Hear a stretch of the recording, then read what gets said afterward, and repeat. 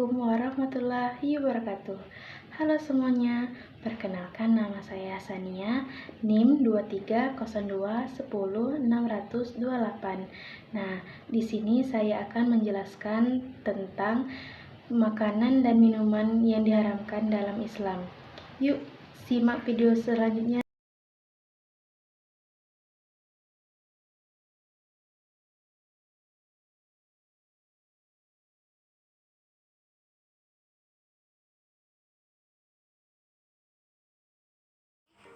Hai semuanya, apa kabar? Baik, hari ini kita akan membahas tentang mengkonsumsi makanan dan minuman halal menjauhi yang haram. Nah, makanan halal, makanan yang boleh dimakan menurut ketentuan syariah Islam.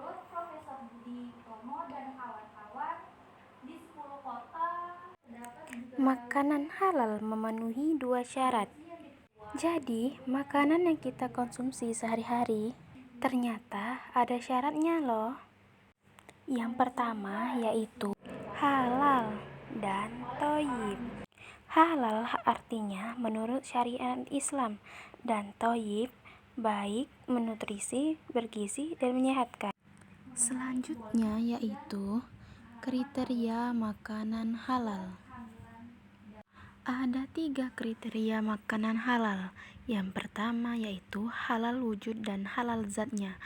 Lalu yang kedua ada cara mendapatkannya. Halal caranya yaitu tidak dengan mencuri dan menipu. Lalu yang terakhir yaitu cara pengelolaannya.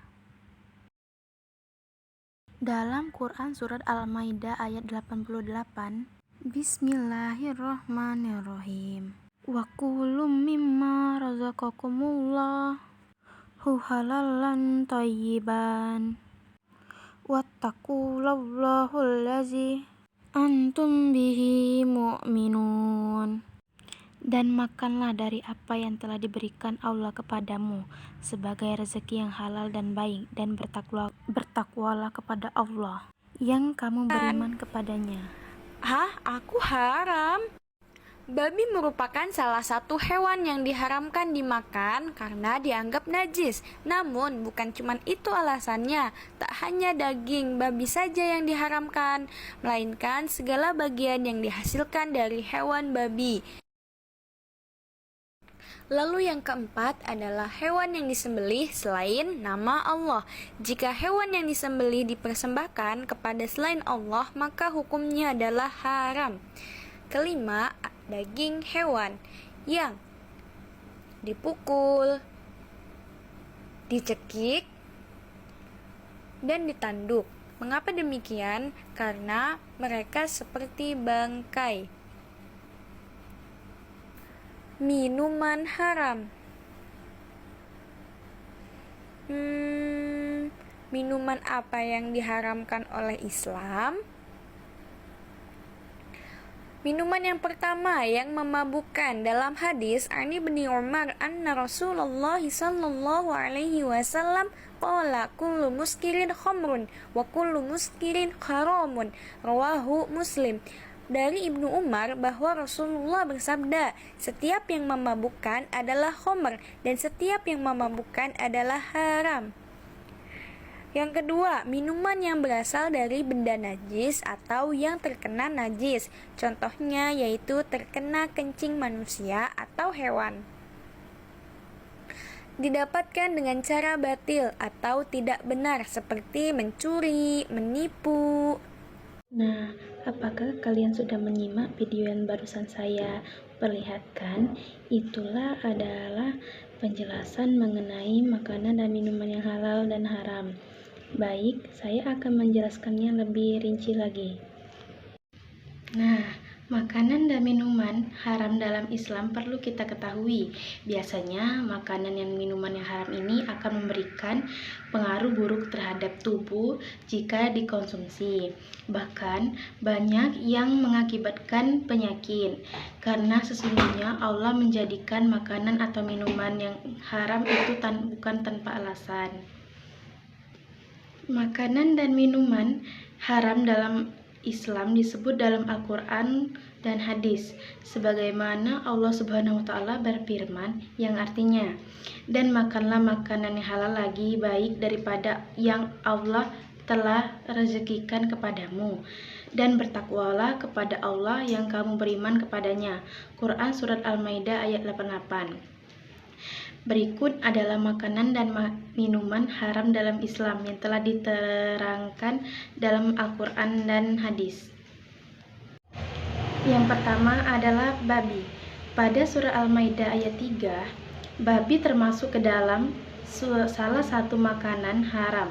Tidak hanya dagingnya saja yang diharamkan, akan tetapi seluruh bagian dari tubuh babi yang diolah baik dalam bentuk makanan maupun produk lain diharamkan untuk dikonsumsi dan digunakan. Yang kedua, bangkai. Telah dijelaskan pada Al-Quran Surah Al-Maidah ayat 3 yang artinya, diharamkan bagimu memakan bangkai, darah, daging babi, daging hewan yang disembelih tanpa nama selain Allah, yang tercekik, yang terpukul, yang jatuh, yang ditanduk, dan diterkam binatang buas, kecuali yang sempat kamu sembelihnya, dan diharamkan bagimu yang disembelih untuk berhala. Di dalam Al-Quran Surah Al-Maidah ayat 3, Allah Subhanahu wa Ta'ala telah menjelaskan bahwa disebut dengan bangkai dan diharamkan untuk dimakan apabila ada hewan yang mati secara tidak wajar dan tidak melalui proses penyembelihan yang disyariatkan dalam ajaran Islam, seperti hewan yang mati dalam keadaan tercekik, hewan yang mati karena dipukul dengan menggunakan suatu benda, hewan yang mati karena terjatuh dari ketinggian, hewan yang mati karena diterkam oleh binatang buas. Jika sebelum hewan tersebut mati, kamu sempat menyembelihnya, maka bisa halal dan juga bisa haram. Dikarenakan haram apabila hewan tersebut disembelih atas nama selain Allah. Akan tetapi, Islam memberikan pengecualian terhadap dua bangkai, yaitu ikan dan belalang, di mana bangkai dari kedua hewan tersebut adalah halal hukumnya. Hal ini sesuai dengan sabda Rasulullah SAW. Artinya, kami dihalalkan dua bangkai dan darah.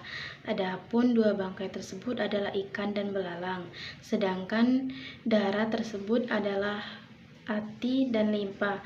Hadis riwayat Ibnu Majah. Yang ketiga, hewan yang disembelih atas nama selain Allah. Dalam beberapa ayat Al-Quran seperti Al-Quran Al-Maidah ayat 3 dan surah Al-Baqarah ayat 173 telah menyebutkan bahwasannya hewan yang disembelih atas nama selain Allah hukumnya adalah haram. Secara logika, telah dijelaskan bahwa hewan merupakan salah satu makhluk ciptaan Allah Subhanahu wa Ta'ala yang diperuntukkan bagi manusia untuk memenuhi kebutuhan hidupnya. Salah satu adalah sebagai bahan konsumsi. Allah Subhanahu wa Ta'ala berfirman yang artinya, dan janganlah kamu memakan binatang-binatang yang tidak disebut nama Allah ketika menyembelihnya. Sesungguhnya perbuatan yang semacam itu adalah suatu kefasikan. Sesungguhnya setan itu membisikkan kepada kawan-kawannya agar mereka membantah kamu, dan jika kamu menuruti mereka, sesungguhnya kamu telah menjadi orang-orang yang musyrik. Quran Surah Al-An'am ayat 121. Yang keempat, hewan yang memakan kotoran atau al-jalalah. Yang dimaksud dengan al-jalalah adalah semua jenis hewan, baik yang berkaki 2 maupun berkaki 4, yang memakan makanannya adalah kotoran, baik itu kotoran manusia maupun kotoran hewan lainnya. Nabi Muhammad SAW bersabda, Rasulullah SAW melarang dari memakan jalalah dan susunya. Hadis riwayat Abu Dawud, Tirmizi, dan Ibnu Majah. Adapun alasan mengapa al-jalalah diharamkan adalah karena adanya pengaruh dari kotoran yang dimakan hewan-hewan tersebut pada perubahan bau dan rasa. dari daging dan susu yang dihasilkan dari hewan-hewan tersebut. Akan tetapi, jika pengaruh dari kotoran tersebut telah hilang, maka hukum memakan hewan-hewan tersebut menjadi halal. Yang kelima adalah darah yang mengalir. Makanan dan minuman haram selanjutnya adalah darah yang mengalir. Dalam Al-Quran Surat Al-An'am ayat 145 telah dijelaskan bahwa selain bangkai dan daging babi, darah yang mengalir juga diharamkan untuk dimakan. Berdasarkan pada analisis kimia menunjukkan bahwa darah mengandung urik acid atau asam urat dengan kadar yang cukup tinggi, sehingga apabila dikonsumsi akan berbahaya bagi kesehatan. Mengkonsumsi darah sebagai makanan atau minuman merupakan kebiasaan orang-orang jahiliyah dahulu, di mana darah dari hewan yang terkumpul ketika mereka sembelih seperti unta maupun hewan lainnya nantinya akan mereka olah menjadi makanan atau minuman. Dalam Al-Quran Surat Al-An'am telah disebutkan bahwa yang diharamkan itu adalah darah yang mengalir. Jadi dengan demikian, darah-darah sisa yang masih menempel pada daging maupun tulang hewan yang disembelih tidaklah diharamkan. Nah, yang selanjutnya adalah minuman haram dalam Islam. Mengutip buku makanan dan minuman dalam Islam oleh Fahad Salim Bahamam, berikut beberapa minuman yang diharamkan dalam Islam. Yang pertama adalah minuman keras dan alkohol atau khamar.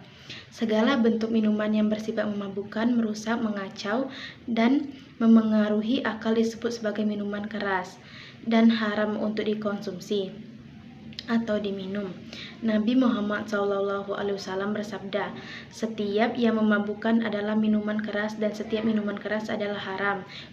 Hadis riwayat Muslim. Yang kedua, minuman yang berasal dari darah. Allah Subhanahu wa Ta'ala sudah menegaskan bahwa darah adalah haram dalam surah Al-Maidah ayat 3. Meski begitu, ada beberapa orang yang meminum darah binatang seperti ular dan sebagainya dengan alasan untuk kesehatan. Faktanya, ada banyak obat-obatan yang berasal dari bahan yang halal. Jika memang tidak ada lagi bahan halal untuk membuat obat-obatan dan dalam keadaan terdesak, Allah memperbolehkan mengonsumsi dengan beberapa catatan. Hal ini telah dijelaskan dalam surat Al-An'am ayat 145. Katakanlah, barang siapa yang dalam keadaan terpaksa, sedang tidak menginginkan dan tidak pula melampaui batas, maka sesungguhnya Tuhanmu Maha Pengampun lagi Maha Penyayang. Nah, yang ketiga adalah minuman yang dalam bejana emas. Meminum minuman dalam bejana emas haram hukumnya bagi seorang muslim, sebab ini merupakan salah satu tradisi yang biasa dilakukan orang kafir dan Allah tidak menyukainya. Selain itu, tindakan ini juga dianggap berlebihan dan tidak sesuai dengan syariat Islam. Rasulullah SAW bersabda, "Janganlah kalian minum dengan bejana yang terbuat dari emas dan perak, dan jangan pula kalian makan dengan piring yang terbuat dari keduanya, karena barang-barang tersebut adalah untuk mereka orang-orang kafir ketika di dunia." Hadis riwayat Bukhari. Yang keempat ada air yang terkena najis. Kriteria minuman yang haram keempat adalah segala air yang terkena najis. Misalnya air yang terkena kotoran kucing, air yang dijilat anjing, atau air yang terkena kotoran ayam. Yang kelima, air najis. Kriteria minuman yang haram kelima adalah air yang pada dasarnya bersifat najis. Contohnya adalah air kencing hewan, darah, atau nanah. Yang keenam, air beracun. Kriteria minuman yang beracun keenam adalah air yang mengandung racun, misalnya air yang dicampur obat-obatan serangga atau racun lainnya. Rasulullah SAW bersabda, "Siapa yang mencicipi racun, kemudian ia tewas, maka kelak tangannya memegang racun sambil meneguknya di neraka jahanam, di mana ia kelak selama-lamanya." Hadis riwayat Bukhari. Yang ketujuh, susu dari hewan yang haram. Kriteria minuman yang ketujuh adalah air susu. Meskipun susu merupakan minuman yang halal, namun jika ia berasal dari hewan-hewan yang diharamkan dalam Islam seperti babi, maka hukumnya juga ikut menjadi haram. Mungkin itu saja penjelasan yang dapat saya sampaikan. Lebih dan kurang saya mohon maaf. Wabillahi taufiq wal hidayah. Wassalamualaikum warahmatullahi wabarakatuh.